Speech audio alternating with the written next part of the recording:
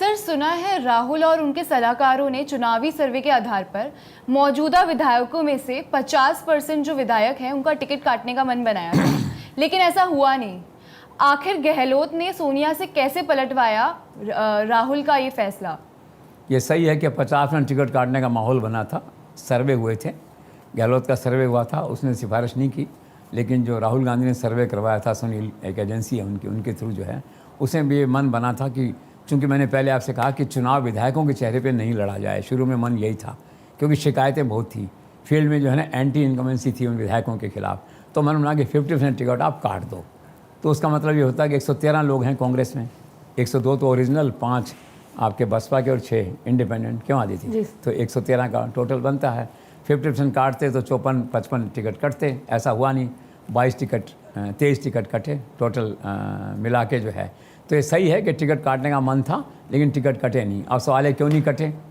अगर ऐसा फैसला था तो फिर उसका उत्तर ये दिया गया कि जब बैठक हुई सीईसी की, तो राहुल गांधी ने बैठते ही कहा कि ये तो वही पुरानी लिस्ट है, इसमें क्या करना है मुझे, फिर मीटिंग क्यों कर रहे हैं हम ये। तो नाराज़गी थी, अर्थात 50% टिकट काटने का मन राहुल का भी था, 40-50% टिकट काटने का मन था। बैठक स्थगित हुई, फिर बैठक दोबारा हुई, तो फिर अशोक गहलोत नई थ्योरी लेके बैठक में आए।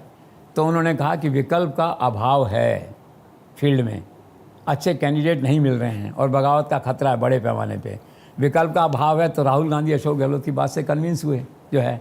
तो उन्होंने कहा ठीक है, अगर हारना ही है तो फिर इन्हीं को लड़ाओ। इनकी हार जो है नए कैंडिडेट की तुलना में कम मतों से होगी, शर्मनाक हार नहीं होगी, तो पब्लिक परसेप्शन में इमेज ख़राब नहीं होगी कि इतने हज़ार वोटों से हार गए हम जो है।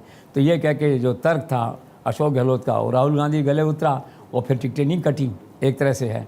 और मैं पहले भी कह चुका हूँ, जहाँ तक अशोक गहलोत का सवाल है, जो टिकटें विवाद में फंस जाती हैं उसका अंतिम हल अशोक गहलोत ही देते हैं। देखिए क्या मतलब एक विचित्र संयोग है या विडंबना है कि जो गहलोत के प्रपोजल के खिलाफ टिकट कटती है, मतलब गहलोत ने आपके लिए कहा कि इनका टिकट होना चाहिए, ठीक है, दूसरे ने कहा नहीं होना चाहिए। अंत में फिर ये हुआ कि दूसरा कैंडिडेट ढूंढो, और दूसरा कैंडिडेट ढूंढने निकले, 4 कैंडिडेट ढूंढ के लाए विकल्प के रूप में, तो पता लगा वो चारों भी गहलोत के हैं। कारण क्या है कि उसका होमवर्क इतना ज़बरदस्त होता है कि विवाद में सीट फंसी तो कहने के लिए फंसी, एक्चुअल में वो सीट अल्टीमेटली गहलोत की झोली में जाएगी। तो यही हुआ, जो टिकटें अल्टीमेटली फिर गहलोत को आई। फिर सवाल है टिकट वितरण में किसकी चली अल्टीमेटली। राहुल गांधी ने कहा इसका चाकसू वाला एमएलए जो है इसका मत काटो, इसका टिकट काटो, वो टिकट नहीं कटा। किसी और ने कहा वो नहीं हुआ। तो फिर सवाल ये है कि किसकी चली टिकट वितरण में। तो अदिति ने कहा मुझे सर यही है जादूगिरी, ठीक है ना, इंडिकेशन क्लियर है एक तरह से जो है। और जहाँ तक रही बात अशोक गहलोत की, तो उनका अपना गणित है उसके अंदर जो है। और गणित क्या है कि आज मैं कहता हूँ कि वो राजस्थान के गृह मंत्री भी हैं, सीएम जो हैं। आज देश में अमित शाह के बाद सबसे कामयाब गृह मंत्री अगर देश में कोई है तो अशोक गहलोत है।